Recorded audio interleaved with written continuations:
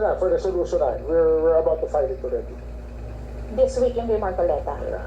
Magkasampayan ng kaso na sa sandigan na yan. Plunder. Ah.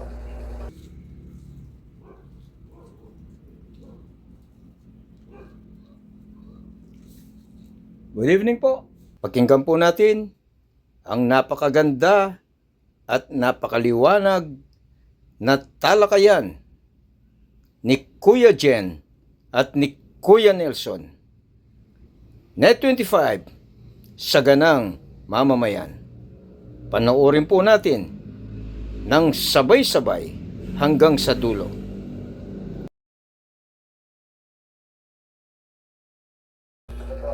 Announcement ni Boying Rimulya. Ayun. Ito po, panoorin natin ang announcement ni Ombudsman Boying Rimulya.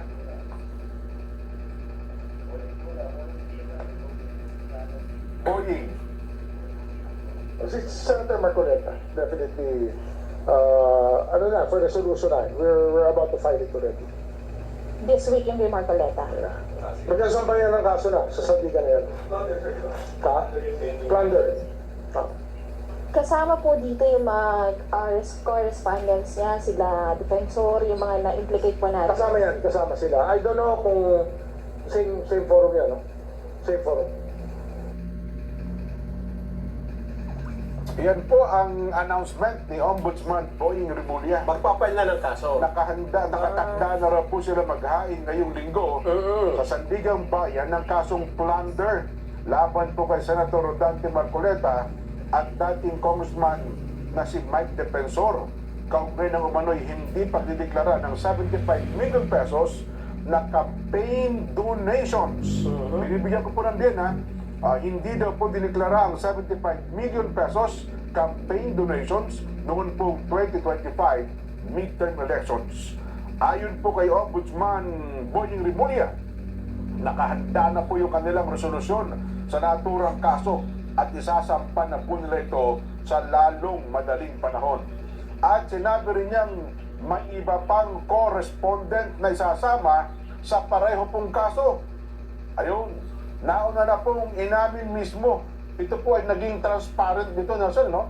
Si Senador Rodante Marcoleta, at wala siyang pangamba, no? Ito ipinahayag niya, maakto to sa palatuntunang ito, na ang kanyang campaign contributions mula po kay Defensor at sa mga negosyanteng kaibigan niya, Joseph Espiritu at Aristotel Piray, dahil mano sa nais ng mga ito na manatili pong anonymous.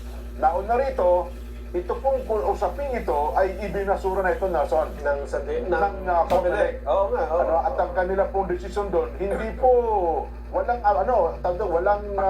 walang tumutol. 6-0. Oo. 6-0 po ito. Ang anbang po ang nagpasya, ibig sabihin lahat ng commissioners ng Comelec, ang nagpasya na walang nalabag sa Comelec rules, si Senador Rodante Marcoleta. Election, Kung pag-uusapan natin yung mga batas may kinalaman sa eleksyon at ang pagdudonate, wala po. Pero, sabi nga, binubuhay. pilit pong binubuhay. Ang punto naman daw ng ombudsman, kasi daw, kung nagbigay ng kontribusyon kay Senador Marcoleta, baka ang kapalit, meron naman daw impluensya si Senador Marcoleta na pwedeng kapalit nung pera ibinigay sa kanya. So yung palang iniisip mo pa lang ay pwede ng basihan para sa mag-file Ay, ng kaso. parang ganun daw ang patayan nila. Kasi kung siya ay senador, kasi incumbent congressman siya nun eh. Di ba? Oo, kaya lang, patapos na yung termino. Patapos na po yung Papasok pa termino. ng senador eh. Oho, at saka hindi rin sa pwedeng mangako na, hindi, ako mananalo kasi pag nanalo ako, ganito, ganito. 32 sa Ayan nga. sa survey. Ibig sabihin, ang ginawang batayan ng Ombudsman Jen ay hindi talagang ebidensya, kundi batay lang sa kanila. Haka-haka. Anong tawag doon? Haka-haka. Ginuha. Ginuha.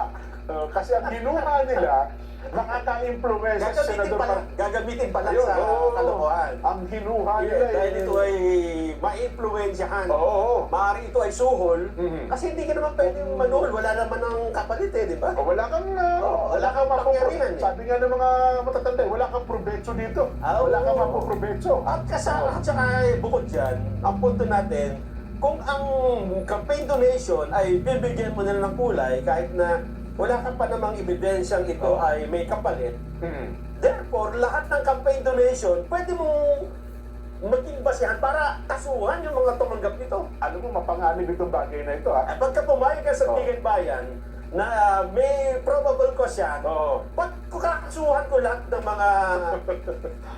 Sinopandungan eh. Na may, may Lahat ng campaign tumanggap donation. ng Oo. na campaign donation. Ikaw At saka kung- yung iba pa, hindi naman ang dideklara eh. Ayun nga. Kaya nga ang punto nito ni Senator Marcoleta, bawal na pala maging transparent kayo. Ayun nga. Lahat ng mga tumanggap ng campaign donation na hindi nagdeklara ng kanilang donasyon, na kanilang tinanggap, yun pa ang absuelto. Ang problema sa ombudsman, Oo. Jen, mas inuuna pa niya yung kaso na base lang sa hinuha niya eh. Kumpara Well, doon sa kaso na mayroong hard evidence, may witness, may mga Oo. picture, may video, mayroong sinumpang salaysay.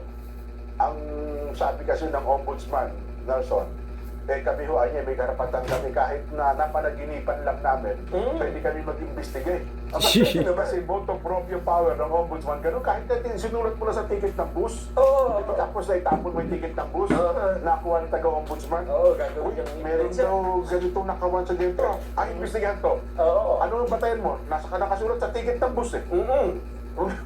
May ganun. Kaya lang Jen, Oo. sa isang tao kasi, ang priority ng isang tao, doon mo siya makikilala eh, di ba? Ay, well, Diyan ka ma-identify. Halimbawa, ang priority mo ay paggawa ng mabuti, edi mabuting tao ka. ay, syempre. Oo. Pero kapag ka ang priority mo ay pagkakasuhan, Oo. ang nagsasabi na at nagtuturo kung sino ang sangkot sa flood control, Oo. protector ka ng flood control mastermind. Yun ang, hindi mo rin maalis sa isipan ng tao yun, ha? Eh, yun ang hinuha Yun natin. ang hinuha ng iba, ng mga Eh, ating mga kababayan. Ang problema ko ngayon dyan, saan ko kakasuhan ng ombudsman? Doon sa kinuha ko na siya ay nagpoprotekta doon sa... Wala, impeachment, i-file ka ng impeachment complaint dapat sa ombudsman. Hindi ba Kasi pwedeng- impeachable official yan eh. Mahirap namang ganon dahil sa, siyempre, mahabang Proseso, proseso. oo. Hindi ba pwedeng sa kalsada ko gawin to? Ay, i-announce ko na. I-announce ko na yan.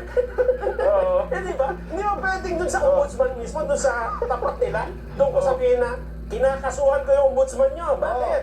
Eh kasi mas inuuna pa niya yung batay lang sa hinuha niya eh. Oo. Kaysa dun sa kaso na may matibay na ebidensya, may witness, Oo. mayroong ebidensya, may mga dokumento. Oo. Eh ba't kukunin mo, unahin mo kasuhan yung...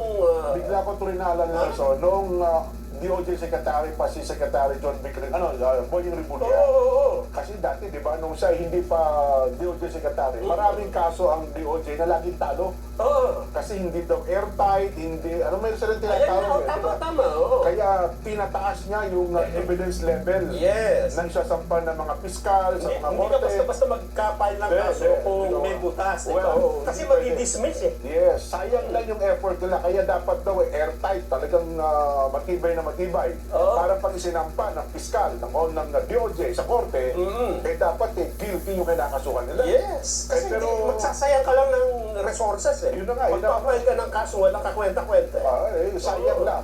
Pero ngayon sa ombudsman, parang naiba ang Hindi. sitwasyon. Kaya nga yung kaso ni Senador Joel Villanueva, napahinog na, pero hindi pa pinapahal kasi Hinilog pa lalo. hihinugin pa lalo. Eh yun lang nakapagtataka, bakit yung hinog na ay pinapahinog pa, Oo. samantalang itong iniisip mo pa lang, Kinakalburo pa.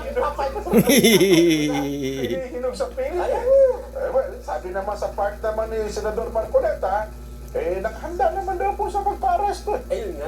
Sabi niya, Wala talagang Wala kasi po. yun po yun na yung utos ng korte. Halimbawa, At diba? yung mga law Oo. enforcers naman ay sumusunod lang sa utos ng korte. Kasi pag hindi nila sinunod dyan, mabigat ang sasapitin ng ating mga law enforcement agency, no? So, Totoo yun. Oo. Oo, wala tayong problema kung yan ay talagang umusad. Oo. Ang problema natin ay yung ombudsman kung bakit sa ganon, di ba? yun. Ngayon ako nakakita ng ganon dyan eh, na hindi nyo ba naisip yun mga babayan? Oo. Mayroong flood control anomaly. At ibay ng mga batayan Ang nila. laki, daming Oo, daming mga Mga witnesses. witnesses. Kahon na ebidensya nila dyan. Tapos unahin mo yung maliit na kaso na ilang milyon yan, Jen? 75 million. 75 million compared doon sa billion, trillion. Oo. At ito, ninakaw ka ba ng bayan? Totoo. Ito kabila, maliit na halaga, hindi pa ito pera ng Bayan. gobyerno. Ito pa yung donasyon ng privado. Private money to. Hindi ito galing sa pera ng taong bayan. At hindi ka pa sigurado nung nakaayunan ka ng Sandigan Bayan dahil pagka inayunan ka nga, magkakaroon ng dilema na Oo. kung pwedeng gawin basihan yan, yung campaign donation, Oo. paano yung ibang tumanggap ng donasyon? Ayan. Paano kung mag-file din ng mga kaso yun? At saka ito daw kaso ito, Nelson, test case ito. Kasi first time Yun na nga. merong ganitong kaso. Ayun nga, oo. Sabi ni Senador Marcoleta ay Sige. kauna-unahan sa kasaysayan daw nila. Ang problema mo dito, kung lalabas ang sa pagkatay plunder, kung kayo imbestigahan, pwede ka nang ipag-utos na arrestuhin. Kasi walang Kung bail recommended. No bail recommended, plunder. Meron. Ewan ko lang dyan, kung merong huwes na nag-aral ng napakaraming taon at nagkaroon ng karanasan sa pagdidesign ng kaso, Oo. ang papanig sa ganyang paghahatol Bakit, na no? yan ay may basihang kaso. Bakit, no? Kasi sa mga korte, kapag humingi ka ng, di ba, sa ngayon ba, kumbaga yung pagkariwang korte, i-assist ng hukom eh. Di ba? O, tama ito. Matibay ang batayan mo. Sige, magpalabas tayo ng warrant of arrest. Yun. Pero kung makikita ng korte na parang walang kasaysay-saysay ito Oo. first time. Ayun, lalapukusin yung... Pati ako nakakapamin mo pa ako eh. Dadamay mo pa ako sa... Kasi nga, mapapahiya rin yung hukom pagka yan. Halimbawa, Oo. halimbawa, nag-prosper, tapos nahatulang pang guilty. Oo. Pero panahon yun para iakyat sa Supreme Court eh. Ito to. Pagka sinabi ng Supreme Court, hukom, bakit mo pinayagan itong walang mapapahiya kasi yung Oo. kapag kaya na nakarating pa hanggang doon sa kaitas-itasang hukuman at siniyasat na ito ay politically motivated Oo. case. Gano'n. Nagpakasangkapan kayo. Nagpakasangkap. Ay, pero ako naman, so tingnan natin, due process of law. Tingnan natin ang proseso ng batas, kung ito nga ba ay mangyayari. Pero mapipigil ba halimbawa, Nelson, Yan na, ito na. ito na. Ito na. Halimbawa, yung kaibigan natin, sa isang alias na pangalang Tini, Oo. Nakatotohan no? Hindi na karunungan. Okay. sinabi niya, hindi, pag kinulong niya sa Senador Marcoleta, sasama ako sa kulungan. Una, hindi siya pasasabahin. Bakit? Hindi o. Bawal eh, bawal. Gano'n? Ang problema, Isasama pa niya yung kaibigan niya, si Jen. yun ang problema. Halimbawa, Oh. 100,000 ang gustong sumama. Nakakapit sa katawan ni Nakakapit. Senador Marcoleta. Ayun ang magiging problema kasi magkaka-traffic din sa sasakyan. Sa ombudsman, tanggapan ng ombudsman o sa Ligan Bayan. Kung saan man yan, Oo. di ba?